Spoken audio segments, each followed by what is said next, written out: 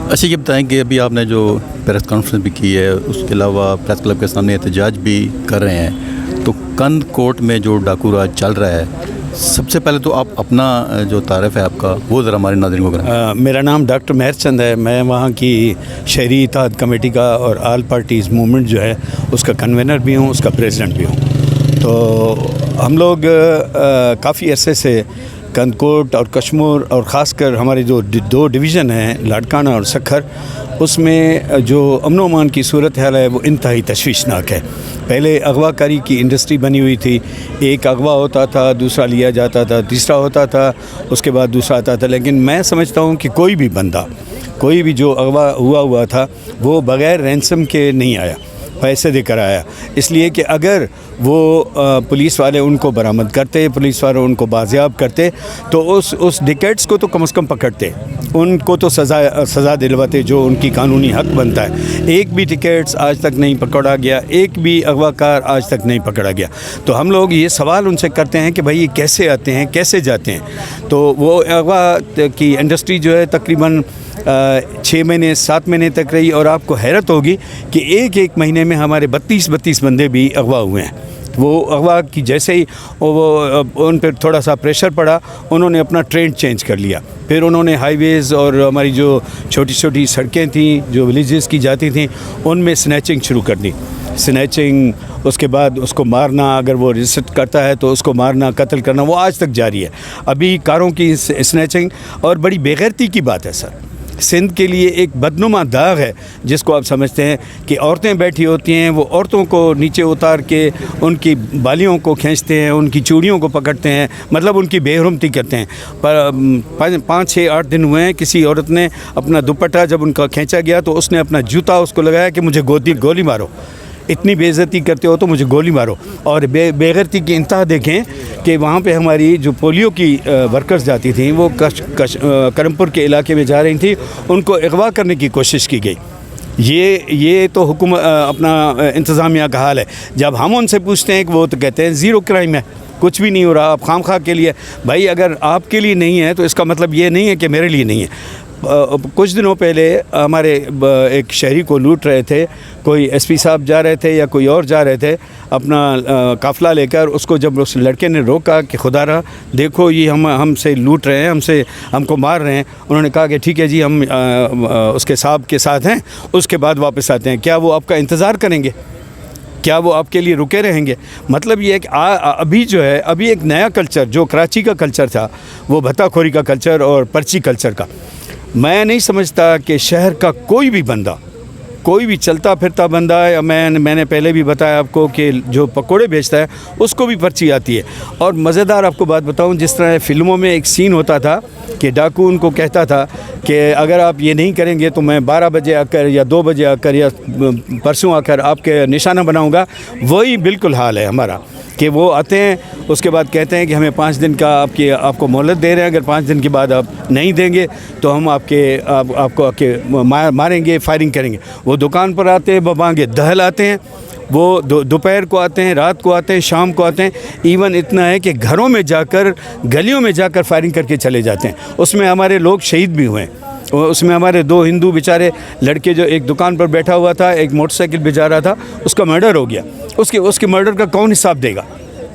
کیا ہمیں یہ چاہیے کہ بس 10 لاکھ روپے ہمیں اس کی کمپنسیشن مل گئی، بس ہمارے لیے ٹھیک ہو گیا؟ نہیں، میں اس کو نہیں مانتا۔ مجھے وہ کلپریٹ چاہیے، مجھے وہ چاہیے جو میرے امن و امان کو خراب کر رہا ہے۔ ہم نے پورے سندھ میں سب سے بڑی ہم لوگوں نے ایک موومنٹ چلائی، 1 مہینہ 3 دن تک ہم لوگوں نے ڈیلی کے بنیاد پر موبائل کے ساتھ روشنی دلا کر کہ خدا را اس کو دیکھو، اندھے مت بنو، بہرے مت بنو، گونگے مت بنو، اس کو دیکھو ہمارے ساتھ کیا ہو رہا ہے۔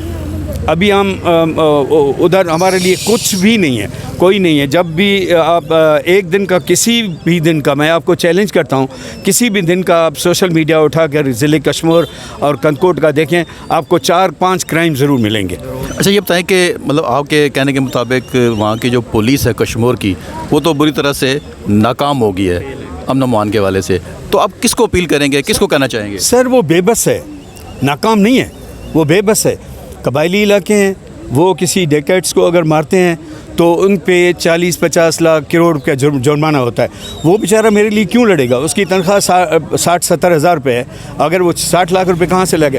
ایک مزیدار بات ہے، ہمارے پاس ایک مامدانی پولیس والے تھے. یہ جرمانہ کون کرتے ہیں؟ یہ جرمانہ ہمارے وہیں پہ بیٹھے ہوئے جو ہمارے کسی کا نام لیں گے آپ؟ اسٹیک ہولڈر ہیں. نہیں، مختلف قسم کے جرگے ہوتے ہیں نا، اس جرگوں میں جا کر کوئی کس سے کرواتا ہے، کوئی کس سے کرواتا ہے، لیکن وہ اپنا نام چھپاتے ہیں، وہ اپنا نام ظاہر نہیں کرتے. بظاہر یہ آتا ہے کہ اس پہ 40 لاکھ کا جرمانہ، اس پہ 50 لاکھ روپے جرمانہ. میرے لیے کیوں لڑے گا؟ میں تو مطلب جنگل کا قانون بنا ہوا ہے. جنگل کا قانون نہیں ہے سر، جنگل سے بھی بہت زیادہ دور کا چلا گیا. وہ لفظ میرے پاس ہے نہیں کہ میں وہ ادا کر سکوں. یہ جنگل میں بھی قانون ہوتا ہے. سنا ہے جنگلوں میں بھی کوئی قانون ہوتا ہے. جب کوئی شیر شکار کر کے اس کا پیٹ بھر جاتا ہے، وہ جا کے زمین درختوں کے سائے تلے سو جاتا ہے. جب ادھر آتے ہیں، طوفان آتے ہیں، تو اس پہ بکری اور شیر ایک ہی اس پہ سفر کرتا ہے. جنگلوں میں قانون ہے، میرے پاس تو وہ بھی قانون نہیں ہے سر. میرے پاس کس کو اپیل کرنا چاہیں گے؟ میں اپیل اس وقت ہم لوگوں نے 5-6 prime minister of Pakistan, president of Pakistan, chief of army staff, chief justice of Pakistan, speaker اور چیئرمین سینٹ، وزیر داخلہ. میں تو سمجھتا ہوں کہ خدا را اگر اپنے علاقے کو بچانا ہے، خدا را اگر اپنے لوگوں کو بچانا ہے، یہ آپ کو اپنے رب کے پاس حساب دینا پڑے گا سر. مجھے اگر آپ حساب نہیں دے سکتے، رب کے پاس آپ کو حساب دینا پڑے گا. ایک دن آپ کو مرنا ہے، ایک دن آپ کو اللہ کے حضور حاضری دینی ہے. اس میں بنایا گیا، کیونکہ حضرت عمر کہتے تھے کہ میرے دور میں اگر کوئی کتا بھی بھوک سے مر جایا تھا تو میں اس کا ذمہ دار ہوں. یہاں پہ تو لوگ مر رہے ہیں، اس کا ذمہ دار کون ہے؟ میں سب سے پوچھنا چاہتا ہوں. میں اپنے چیف آف آرمی اسٹاف سے پوچھنا چاہتا ہوں، میں اپنے IG سے پوچھنا چاہتا ہوں، میں پریزیڈنٹ صاحب سے پوچھنا چاہتا ہوں، پرائم منسٹر سے پوچھنا چاہتا ہوں، آخر ہمارا قصور کیا ہے؟ آخر ہم نے کون سا ایسا جرم کیا ہے کہ ہمارے بچے محفوظ نہیں ہیں، نہ اسکول جا سکتے ہیں، نہ ہم جا سکتے ہیں، اور ہمیں تھریٹس، پولیس کے الگ تھریٹس ہیں، ڈیکیٹس کے الگ ہیں، دوسروں کے الگ ہیں، تیسروں کے کیا. ہم نے تو اپنی زندگی، اپنی ہاتھ سر جو ہے نا وہ اپنے ہتھیلی پہ رکھا ہوا ہے کہ ہم لوگ عوام کے لیے نکلیں، اور انشاءاللہ عوام کے لیے کچھ نہ کچھ لے کر ضرور جائیں گے. اچھا، اگلا کیا لایا عمل ہوگا آپ کے؟ مطلب مزید جو لوگ ہیں کیا وہ بھی آ رہے ہیں؟ بالکل جی. کل ہمارے ڈسٹرکٹ کشمور سے، جیکاباد سے، شکارپور سے لوگ آ رہے ہیں، اور یہاں پہ ہم لوگ ٹینٹ لگا کے انشاءاللہ بیٹھ جائیں گے. اور وہ کہتے ہیں کہ مرنا ہوگا، دھرنا ہوگا. ہم لوگ اس وقت تک بیٹھے رہیں گے جب تک ہمیں کوئی خاطر خواہ ہمارے لیے کوئی تجویزیں نہیں کی جاتی اور ہمیں امن و امان نہیں دیا جاتا. حالوں سے حال ہے ان کا، اس کا کوئی قدر نہیں ہے، اس کا کوئی جو ہے نا ایک سنتے بھی نہیں ہیں ان کی فریاد. یہ ہماری سندھ حکومت والے، پیپلز پارٹی والے کے جو بڑے نمائندے ہیں، انہوں نے بالکل ہی نظر انداز کیا ہوا ہے، اس لیے مجبور ہو کر یہاں پر آئے ہیں. اس معاملے کا حل کیا ہے؟ اس معاملے کا حل یہ ہے کہ پیپلز پارٹی کے اگر ہاتھ میں ہوتا یا اگر وہ چاہتی تو وہ کر سکتی تھی. نہیں چاہ رہے وہ، لیکن وہ نہیں چاہ رہے، اس لیے یہ لوگ آئے ہیں. اس سے بڑے لوگوں کے پاس، یعنی چیف آف آرمی اسٹاف اور چیف جسٹس آف پاکستان اور دوسرے جو بھی بڑے ہیں، ان سب سے یہ کے پاس فریاد لے کر آئے ہیں کہ انہیں اور کچھ نہیں چاہیے. نہ یہ روزگار مانگ رہے ہیں، نہ یہ ترقی مانگ رہے ہیں، یہ صرف اور صرف امن کے لیے آئے ہیں. سر، ہم روز مرتے ہیں، روز جیتے ہیں. سالوں سے لے کر ہم نے اسی ہاتھوں پہ لاش اٹھا کے ہم بیدار ہو گئے ہیں. آیا دن ڈکیٹی، قتل عام، دہشت گردی، گنڈا گردی، بھتہ پرچی، 50 سینکڑوں ضلع کشمور سے آدمی لٹ بٹ کر کے چلے گئے ہیں. کوئی انڈیا چلا گیا، کوئی کراچی چلا گیا، کوئی حیدرآباد چلا گیا. ہمارا کاروبار متاثر ہے، ہمارے اسکول محفوظ نہیں ہیں، ہمارے گھر محفوظ نہیں ہیں، ہمارے بچے محفوظ نہیں ہیں. ہم نے ہر پریس کلب پہ احتجاج کیا ہے. کراچی سے کئی بار کراچی گئے ہیں، وزیر اعلیٰ ہاؤس کے آگے ہم نے احتجاج کیا ہے کئی بار، پریس کلب کے آگے، حیدرآباد، لالکانہ، سکھر، کندکوٹ، کشمور، پورے ضلع میں ہم نے پتہ نہیں سینکڑوں احتجاج کیے ہیں. ابھی بھی ہمارے ضلع میں میرے خیال میں 50 سے زیادہ آدمی 6 مہینے میں قتل ہوئے ہیں. تو ہمارے ابھی بھی 20 से ज़्यादा ज़िले से आदमी हमारे अगवा हुए हैं। आप इदारों वालों को, सहाफ़ियों को मदद मांगने यहाँ आए हैं। हम बेबस होके एक शहर से दूसरे शहर नहीं जा सकते हैं, किसी जनाजे में हम नहीं जा सकते हैं। हम एक तलाश करने आए, खुद तलाश करने आए हैं कि हमें अमन कहाँ मिलेगा, कब अमन होगा। हमारे शहर वीरान हो गए हैं। बिस्मिल्लाहिर्रहमानिर्रहीम। कंदकोट ज़िला कश्मीर ये उनका हेड क्वार्टर है। डीसी भी यहीं पर है, एसपी भी यहीं पर है, रेंजर्स का हेड क्वार्टर भी यहीं पर है। लेकिन उसके बावजूद एक दो दिन की बात नहीं, ये हमारे 5 साल हो गए हैं। और उसमें ये जो पिछले 2 साल हैं उसमें हुकूमत नाम का कोई काम है, हुकूमत नाम की कोई चीज़ ही नहीं है, बल्कि हर तरफ धाड़ेल राज है, डाकू राज है। और सिर्फ डाकू राज से मुराद कोई 1 2 3 4 डाकू नहीं है, हर डाकू के साथ अपनी फ़ोर्स मौजूद है। हमारे ज़िले को पीपल्स पार्टी ने 3 तहसील में 3 वडेरों को उन्होंने तकसीम करके दिया हुआ है। कश्मीर मज़ारी का है, कंदकोट सुंदरानी का है, तंगवानी बेजारानी का है। फिर इन तीनों वडेरों के नीचे जो प्राइवेट फ़ोर्स है, कहीं मज़ारी गए गए, कहीं बहलकानी गए गए, कहीं भयो गए गए, इसी तरह को तेगानी गए गए। इस तरह के बहुत सारे प्राइवेट फ़ोर्स जो उन्हें इलेक्शन में जितवाने वाले लोग जो होते हैं उनको उन्होंने फ्री हैंड दिया हुआ है। पुलिस किसी के ऊपर भी अगर हाथ रखे तो 1 घंटे के अंदर वो बिल्कुल आज़ाद हो जाता है। तो इसलिए हमने पूरी सिंध में उसका एहतजाज रिकॉर्ड करवाया, बार बार एहतजाज रिकॉर्ड करवाया।